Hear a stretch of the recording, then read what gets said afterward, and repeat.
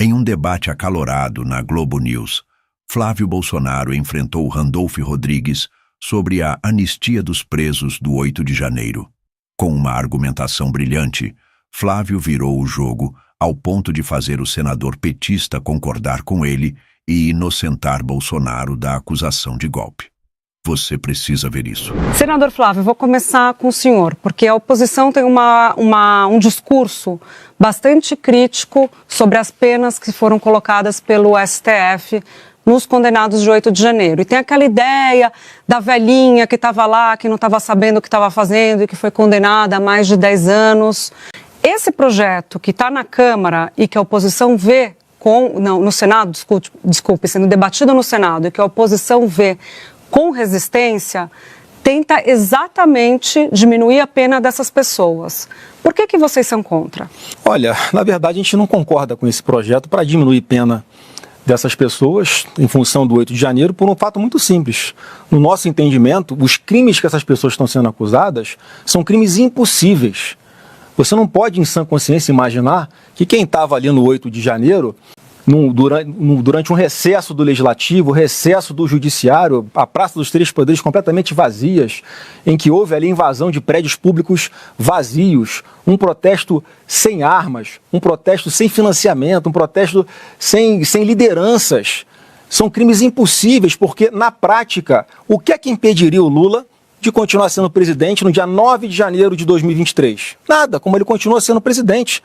Então a tentativa de condenar essas pessoas, como a Débora, que pichou lá, perdeu o mané em uma estátua, a 14 anos de cadeia, é inadmissível. A gente não pode entender e transigir e concordar de que um projeto de lei vai reduzir a pena, como a da Débora e tantas outras pessoas que de fato estavam ali fazendo um protesto.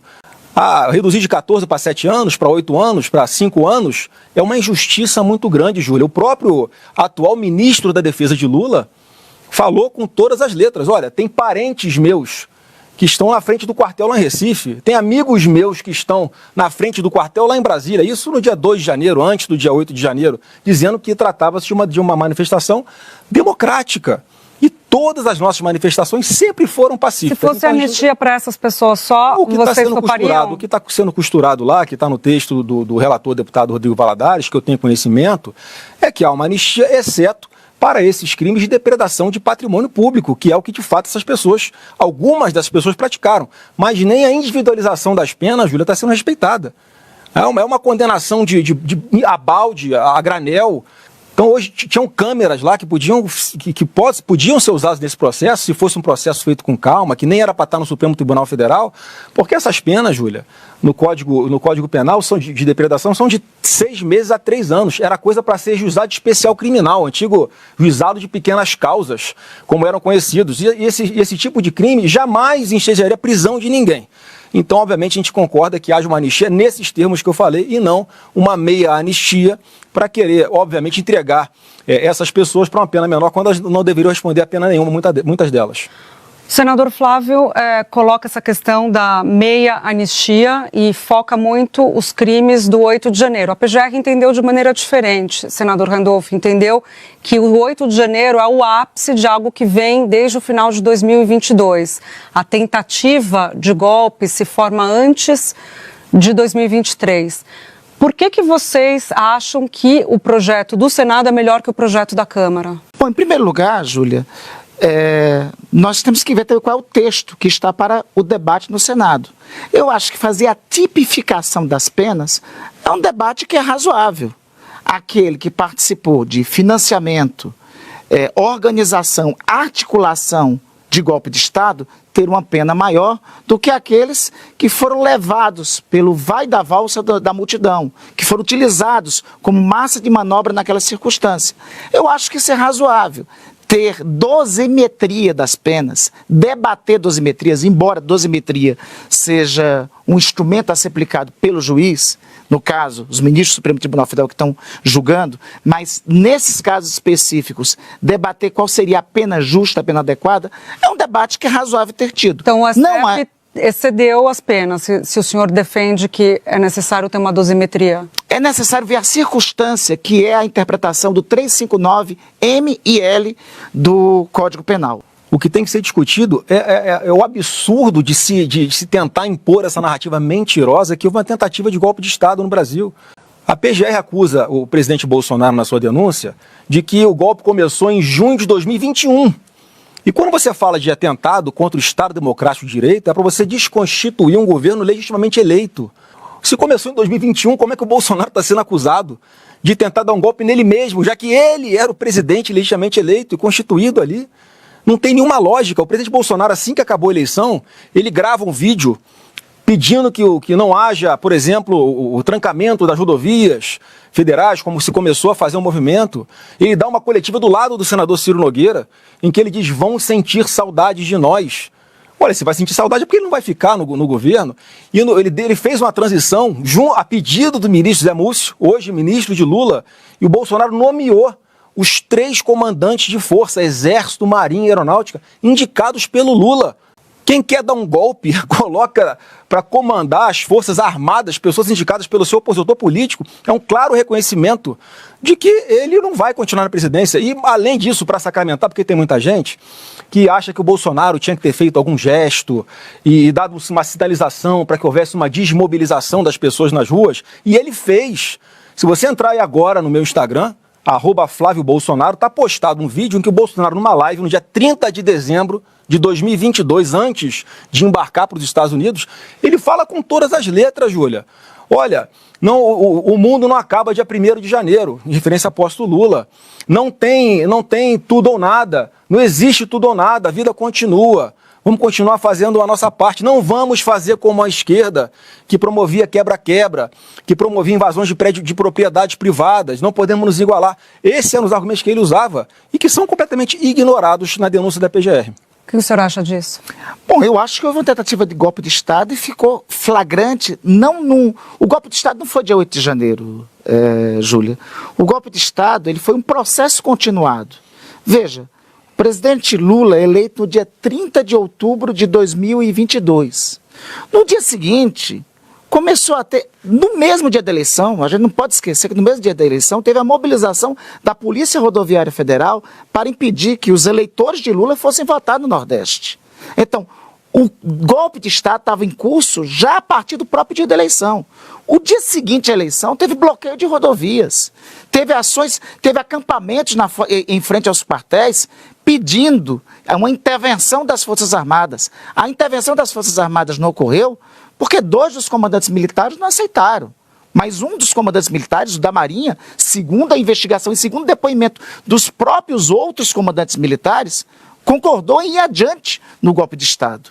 O golpe de Estado não ocorreu porque não houve o apoio de 2 das 3 armas das Forças Armadas, do Exército e da Aeronáutica. Um dos comandantes, assim, concordou. O plano Punhal Verde e Amarelo, que segundo a PF foi impresso na antessala do então presidente, ali no Palácio do Planalto, ele fala da minuta do golpe, que o próprio ex-presidente Bolsonaro disse que chegou a ler, que chegou a ver, mas que não teria problema na visão dele. E esses todos são elementos que apontam para o que a Constituição coloca agora, o Código Penal coloca agora como crime. A tentativa de golpe de Estado é o crime. Não, golpista, isso é pura narrativa mentirosa desse grupo especial do Lula na Polícia Federal. Como é que você pode falar que o golpe começou em 2021, como a PGR fala? Mais uma vez, se o presidente era o Bolsonaro, ele ia dar um golpe nele mesmo. Com relação a esse suposto plano de matar autoridades aqui em Brasília, que foi apelidado lá de Punhal Verde e Amarelo. Você acredita que uma coisa tão grave como essa, ninguém pode concordar em que existe um plano para matar ninguém? Nem autoridades constituídas na República, nem ninguém. Você acredita que até hoje o acusado desse suposto golpe não foi sequer ouvido nem pela Polícia Federal e nem pelo Ministério Público Federal e foi denunciado sem ser ouvido? E sabe por que isso aconteceu? Porque o advogado do general Mário Fernandes, da tribuna do Supremo Tribunal Federal, fala expressamente: meu cliente nunca deu conhecimento de ninguém sobre isso aqui, ele sequer foi ouvido, nem para falar, olha só, Polícia Federal, esse negócio aqui, na verdade, eu fui contratado para fazer um roteiro de Netflix ou da Globoplay, nem para explicar isso. Uma coisa tão grave, a pessoa não foi sequer ouvida. E quando o advogado fala que o cliente dele nunca compartilhou isso com ninguém, aí a gente entende por que é que o Procurador-Geral da República bota na denúncia que o Bolsonaro tinha, além de pleno conhecimento, tinha aquecido. Porque se o general, no primeiro depoimento dele, fala a verdade, dizendo que aquilo não chegou a conhecimento de ninguém e nem do presidente Bolsonaro, está desfeita a falsa narrativa da Procuradoria-Geral da República. Então, assim, ele não foi ouvido para não desqualificar ainda mais uma denúncia vazia. Júlia, não tem um elemento probatório. Olha quantas quebras de sigilo telefônico aconteceram, quantas conversas de WhatsApp, quantos depoimentos aconteceram e não tem um elemento que comprove a vinculação do Bolsonaro com qualquer tentativa de golpe. Só colocando aqui os argumentos para a gente debater, né, senador? Porque entre, o senhor diz que não tem nenhum elemento, entre os elementos que são apontados tem a existência impressa desse plano. Não, mas um rascunho apócrifo não tem valor legal ele imprimiu, ele escreveu, não tem valor legal nenhum. O apócrifo, o rascunho estava no pé. O Randolph é testemunha de que o Bolsonaro não tentou dar golpe de Estado. Você quer saber como? Porque esse rascunho de suposta minuta de estado de sítio, para ser iniciado, Randolph, o presidente tinha que convocar o Conselho da República. Sabe quem faz parte do Conselho da República? Presidente do Senado, da Câmara, líder da oposição. Randolph, você foi chamado por algum Conselho da República para tratar de estado de sítio? Claro que não.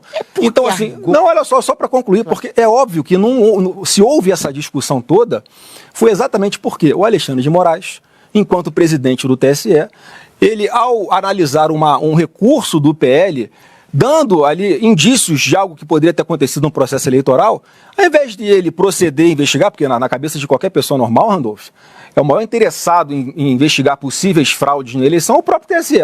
Ele simplesmente nega, mete a multa de 22 milhões de reais e ficamos pensando, olha, qual o próximo passo? Caçar o registro do PL? Aí que se houve uma discussão sobre isso, como o presidente Bolsonaro já falou, e simplesmente nada andou para frente, porque viu que não tinha amparo legal. Isso não é tentativa de golpe. Vamos combinar, Flávio, uma coisa. Quem quer dar golpe de Estado não utiliza os instrumentos que estão na Constituição. Exatamente.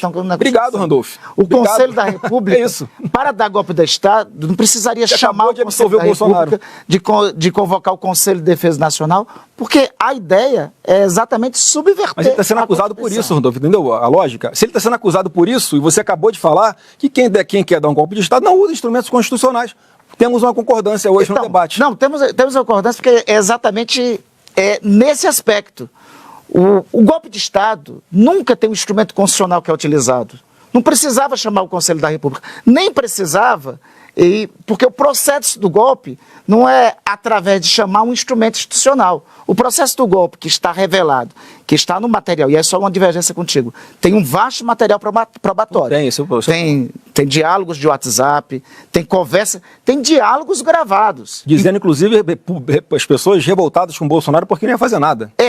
Que esse diálogo gravado, inclusive, Flávio, é um pouco depois do dia 14 de dezembro, quando, inclusive, o então presidente Bolsonaro tinha chamado para a conversa o comandante do Exército, da Marinha e da Aeronáutica, e já tinha tido, naquele momento, segundo o depoimento que está nos autos do comandante do Exército, uma negativa dele de participar de qualquer tentativa de golpe de Estado. Nesse momento, o presidente Bolsonaro já tinha nomeado os comandantes da Aeronáutica e da Marinha. Eu acho que nós estamos com rápido esse intervalo de data sobre isso. A nomeação veio ocorrer depois do dia 21 de dezembro. A do Exército. Isso aí eu acompanhei. A do comandante do Exército. Não, a dos 3 comandantes. Não. Instituições que estão previstas na Constituição, é exatamente por isso. Quem quer dar golpe de Estado não precisa seguir o roteiro constitucional, né? Subverte o roteiro constitucional. Realmente, em relação a isso, nós estamos de acordo.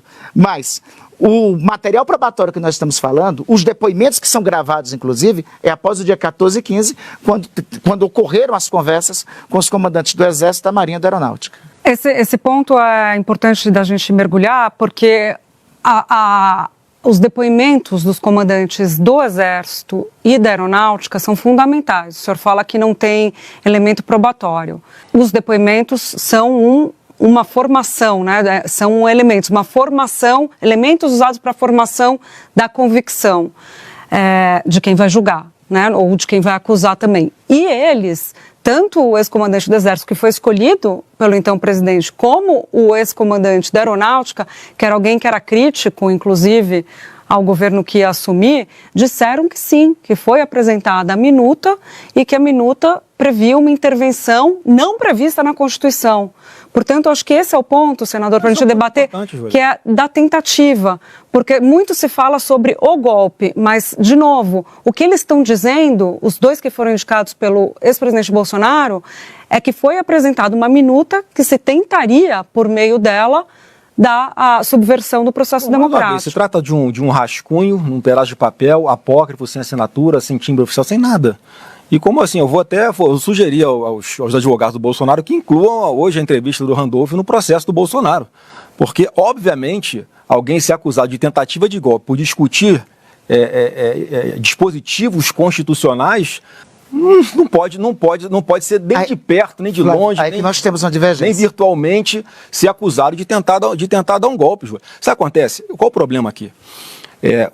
A narrativa toda está sendo construída, como eu falei, como a acusação da PGR, que o Bolsonaro começou a premeditar um golpe. Lá em junho de 2021, numa live que ele fez, questionando, sim, algumas coisas do processo eleitoral, né, e da urna eletrônica, no Brasil é permitido até desconfiar de Deus, mas você não pode desconfiar da urna eletrônica. Aí você pega um depoimento, uma fala do ministro Flávio Dino, em 2013. Ele fala com todas as letras, abre aspas, Júlia. Ele fala o seguinte: eu vi aqui em Recife hoje a comprovação científica de que as urnas eletrônicas são muito frágeis e suscetíveis à fraude. Se você pega uma fala do Carlos Lupe, esse ministro que o Lula acabou de demitir por causa da roubalheira no INSS, ele fala em 2023. Olha, sem a impressão do voto, não há como você fazer a recontagem. E sem recontagem, a fraude impera. Eles falaram isso. Então por que eles podem questionar as urnas e o presidente Bolsonaro, ao defender mais segurança, transparência e auditagem das urnas, está sendo acusado de premeditar um golpe de Estado?